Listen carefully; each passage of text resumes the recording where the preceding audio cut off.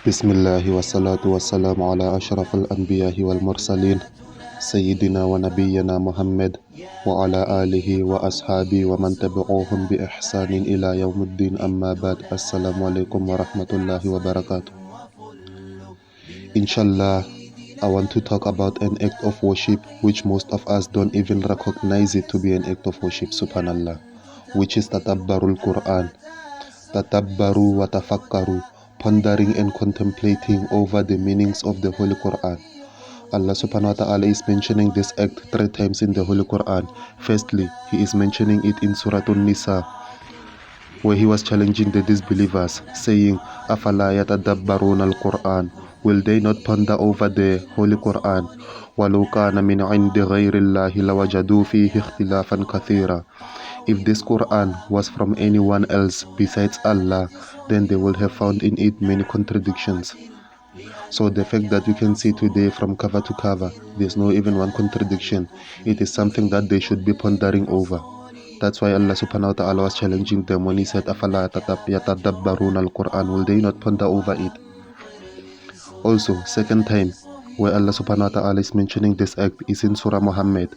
This time Allah subhanahu wa ta'ala is accusing the hypocrites, saying, Afala yatadabbaruna al-Quran, will they not ponder over the Quran? Am ala qulubin akfaluha, or is it that in their hearts there are locks? So what do we learn from this verse? We learn that pondering and contemplating over the meanings of the Holy Quran, it unlocks the heart. Subhanallah, it brings peace and it brings ease to the heart. It nourishes the heart just as the sun nourishes the plants. Subhanallah. The third time where Allah subhanahu wa ta'ala is mentioning this act is in Surah As-Sad. This time Allah subhanahu wa ta'ala is addressing the believers. Firstly, He was addressing the disbelievers, and then secondly He was addressing the hypocrites. Now He is addressing the believers. He's saying what? Kitabun anzalahu ilayka mubaraka liyatadabbaru ayatihi wa liyadhakkara ulul albab. That this book, it is revealed to the messenger of Allah sallallahu alaihi wasallam for what?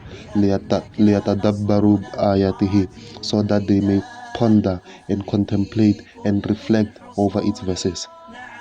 So as believers, we must learn that this Quran, it is something that we should be pondering of. We should ponder on. When Allah subhanahu wa ta'ala is telling us about the stories of the Anbiyas in the Quran, what is the purpose of this? It is not for us to take these stories and make some popcorns and make it as if it's a bedtime story. No, but rather it is something that we should be taking lessons from them. E.g., the story of Nuh alayhi salam. Why did Allah subhanahu wa ta'ala destroy that nation?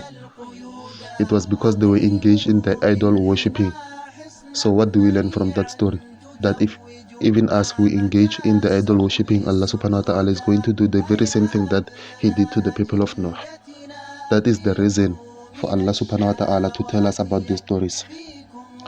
Let's look at our Salafus Salihin, what they say regarding this matter. Hassan al-Basri, he said, وَمَا تَتَبَّرُوا آيَاتِهِ إِلَّا بِاتِّبَاعِهِ. He said, pondering over the ayats, it is to implement and follow the ayats in your life. This is the interpretation of Hassan al-Basri. For example, if you come across an ayah in the Holy Quran where Allah subhanahu wa ta'ala is saying, Ya ayyuhalladhina amanu, aqimus salah, or you who believe, perform salah, and then you implement that ayah by performing your daily salah, that is pondering over the ayah. When Allah subhanahu wa ta'ala is telling you, Ya ayyuhalladhina amanu kutiba alaykumus siyam, that all you who believe, it have been revealed for you that you must fast. Then you implement it and then you fast. That is pondering and contemplating over the Quran. So I ask Allah subhanahu wa ta'ala to guide me and to guide you to bring this quality in our life and to benefit from it. I ask Allah subhanahu wa ta'ala to make us from those whom He have chosen and from amongst those whom He have guided. Walhamdulillahi Rabbil Alameen.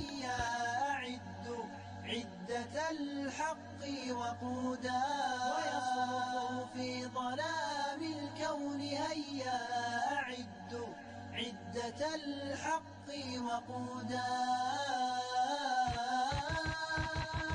نعم قاتل لأنك نصرنا، قاتل نداء الكفر في كل الحصون. نعم قاوم لأنك فجرنا